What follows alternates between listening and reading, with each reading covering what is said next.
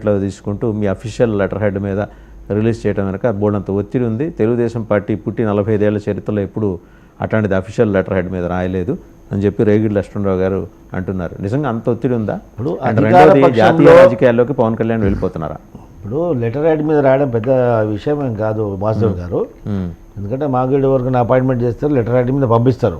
ఎందుకంటే ప్రధాన పక్షం కాబట్టి, పాలక పక్షంలో ఆ కూటమిలో ప్రధాన పార్టీ కాబట్టి, మేజర్ రోల్ ప్లే చేస్తుంది కాబట్టి నాగబాబు గారు తీసుకుంటారు. నాగబాబు తీసుకుంటున్నాం, లెటర్ వేయడంలో పెద్ద సమస్య కాదు కదా. ముఖ్యమంత్రి గారు ఎవరు ఇప్పుడు? తెలుగుదేశం పార్టీ నాయకుడే కదా. మరి దాంట్లో తప్పే ఉందల్లా. అంటే జనసేనకు సంబంధించినటువంటి నాయకుడు నాగబాబు గారు అంటే జనసేన పార్టీ ముఖ్యమంత్రికి అపాయింట్ చేసి బాగుంటుంది. అది దీని పనికి అవసరం లేని విషయాన్ని పెద్ద చూడకూడదు. ఎందుకంటే నాగబాబు గారికి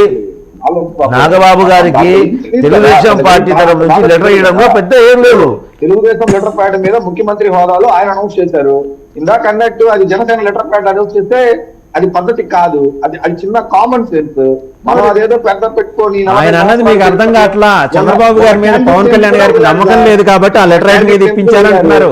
మీకు సార్ ఇక్కడ ఆయన అనేది ఏంటంటే ఒక నిమిషం, పవన్ కళ్యాణ్ గారికి చంద్రబాబు గారి మీద ఓవరాల్ అష్యూరెన్స్ మీద నమ్మకం లేదు కాబట్టి మీరు రిటర్న్ గా కమిట్ అవ్వండి అని చెప్పి ఇప్పించారనేది రేగడి లక్ష్మణరావు గారి భావన. వాసుదేవన్ గారు ఇప్పుడు వైసీపీ పార్టీకి ఎప్పుడో కడుపు మంటతోటి ఉంది. ఎంత ఒత్తాలనుకుంటే, ఎంత మన్ను పోయాలనుకుంటే అంత ఎదిగిపోతున్నారు కదా, మనకి ఎట్లా అని చెప్పేసి వాళ్ళకు ఒక నిద్ర పట్టట్లేదు.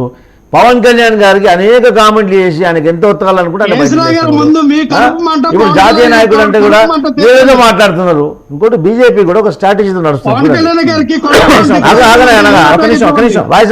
చెప్తా, బీజేపీ ఒక స్ట్రాటజీతో, ఎందుకంటే సౌత్ ఇండియాలో బీజేపీ డైరెక్ట్గా అధికారంలోకి రానటువంటి పరిస్థితి. ఎందుకంటే ఆ యాక్సెప్టెన్స్ అనేది నార్త్ కంపేర్ చేస్తే సౌత్ చాలా తక్కువ ఉంటుంది. సో ఏం చేస్తున్నారంటే ఇప్పుడు విజయ్ గారు కూడా, నేను చెప్తున్నాను, విజయ్ ఫిల్మ్ యాక్టర్ విజయ్ వచ్చారు, ఆయన కూడా హిందుత్వ ట్యాగ్లు వెళ్తున్నారు. అక్కడ ఇంకోటి అన్నమలై ఉన్నారు.